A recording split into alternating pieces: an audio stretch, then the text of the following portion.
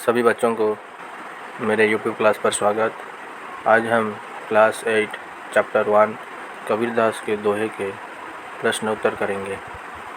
बातचीत के लिए गुरु भगवान से बड़े हैं, ये विषय कबीर के कौन से दोहे में वर्णित है, इसके बारे में आप कक्षा में चर्चा कीजिए।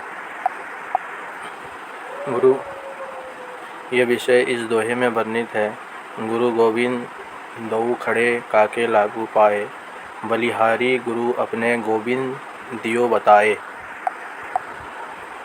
साधु के स्वभाव के बारे में आप क्या जानते हैं? साधु का स्वभाव सरल, विनम्र, दयालु और विवेकपूर्ण होता है। वो अच्छाइयों को ग्रहण करता है और बुराइयों को छोड़ देता है।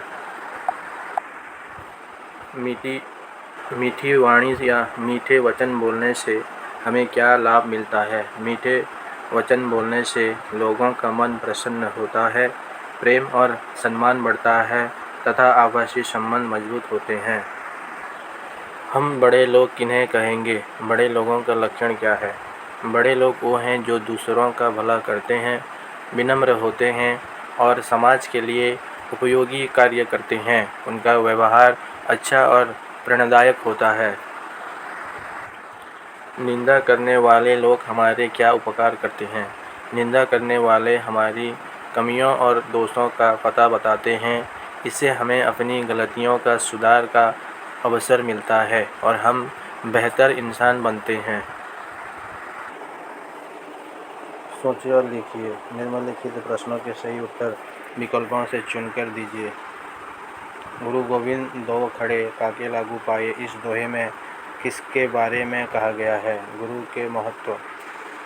साधु ऐसा चाहिए जैसा शुभ स्वभाव, सार को गही रहे तो था देई उड़ाए। इस दोहे में साधु के स्वभाव के बारे में क्या कहा गया है? साधु का स्वभाव शुभ जैसा है। ऐसी वाणी बोलिए मन का आपा खोए, औरन को शीतल और अपाहु शीतल होए। इस दोहे के अनुसार मधुर वचन बोलने से क्या लाभ मिलता है? स्वयं को और दूसरे को मानसिक शांति मिलती है। निम्नलिखित में से किस पेड़ के नीचे पथिक को छाया नहीं मिलती? खजूर के। निंदा न्यारे रखिए आंगन फूटी छवाए। इस पंक्ति के अनुसार हमें किस दृष्टिकोण से रखना चाहिए? निंदा करने वालों को पास रखना चाहिए। निम्नलिखित प्रश्नों के उत्तर एक एक वाक्य में दीजिए। गुरु और गोविंद दोनों हमारे सामने खड़े हो तो हमें किसका चरण पहले छूने चाहिए? हमें पहले गुरु के चरण छूने चाहिए। साधु का स्वभाव कैसा होना चाहिए? साधु का स्वभाव शुभ के सम्मान होना चाहिए। मनुष्य को कैसी वाणी बोलनी चाहिए? मनुष्य को मधुर और विनम्र वाणी बोलनी चाहिए। दोनों में खजूर के पेड़ के बारे में क्या कहा गया है?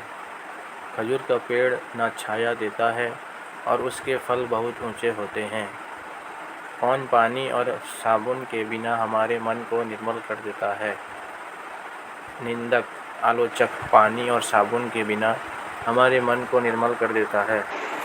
निम्नलिखित प्रश्नों के उत्तर 2-3 वाक्यों में दीजिए। साधु के स्वभाव की तुलना किसके साथ की गई है और क्यों?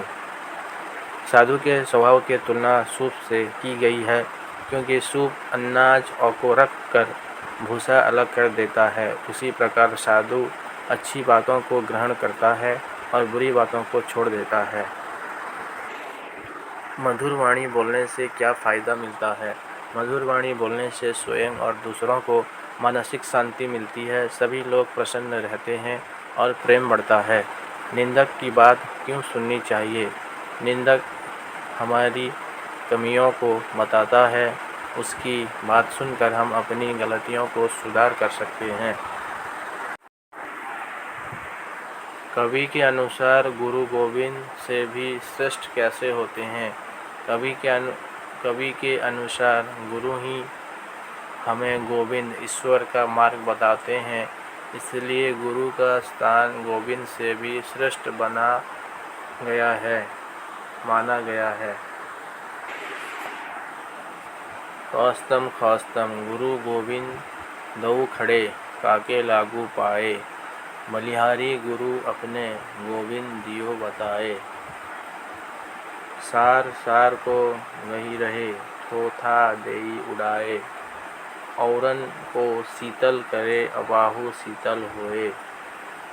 पंथी को छाया नहीं, फल लागे आती दूर, निंदक न्यारे रखिए, आंगन कूटी छवाए। अनुमान और कल्पना। आपके जीवन में गुरु का महत्व क्या होता है, बताइए। गुरु हमें ज्ञान देते हैं, सही मार्ग दिखाते हैं और अच्छा इंसान बनने की शिक्षा देते हैं। यदि संसार के कोई गुरु या शिक्षक नहीं होता तो क्या होता? यदि गुरु या शिक्षक नहीं होते तो लोग अज्ञान में रहते और सही गलत का ज्ञान नहीं हो पाता। सूप का काम क्या होता है? हम सूप के स्वभाव से क्या सीख सकते हैं? सूप अनाज से भूसा अलग करता है। इससे हमें अच्छी बातों को ग्रहण करने और बुरी बातों को छोड़ने की सीख मिलती है। यदि सभी मनुष्य अपनी वाणी को मधुर बना लें तो समाज में क्या परिवर्तन आएगा? समाज में प्रेम, शांति और भाईचारा बढ़ेगा तथा झगड़े कम होंगे। खजूर, ताड़ और नारियल जैसे पेड़ों की उपयोगिता बताइए। इन पेड़ों से फल, लकड़ी, पत्तियां और अन्य उपयोगी वस्तु प्राप्त होते हैं। ये मनुष्य के लिए बहुत लाभदायक है। यदि समाज में कोई किसी को आलोचना न करे तो क्या होगा? लोग अपनी गलतियों को नहीं सुधार पाएंगे।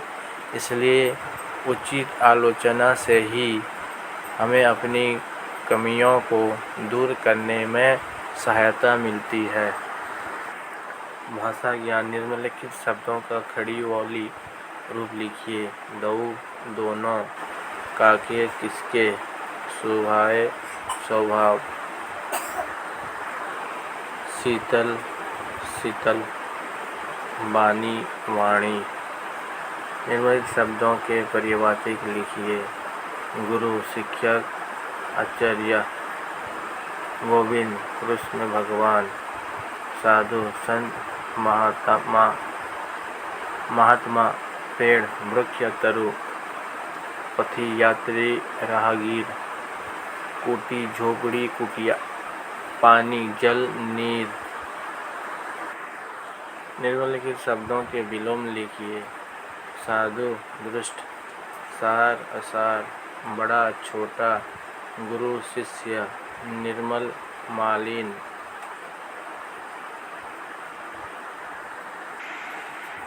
कबीरदास जी के दोहे से तुकांत शब्द छांटिए। राइमिंग वर्ड जैसे पाए, बताए, ऐसे ही अन्य तुकांत शब्द छांट कर लिखिए। अन्य तुकांत शब्द: सुझाए, उड़ाए, बोए हुए, खजूर, दूर, छवाए, सुहाए, खड़े, पड़े। यदि आपको इस वीडियो अच्छे लगे तो आप निश्चय लाइक, शेयर, सब्सक्राइब करें। धन्यवाद।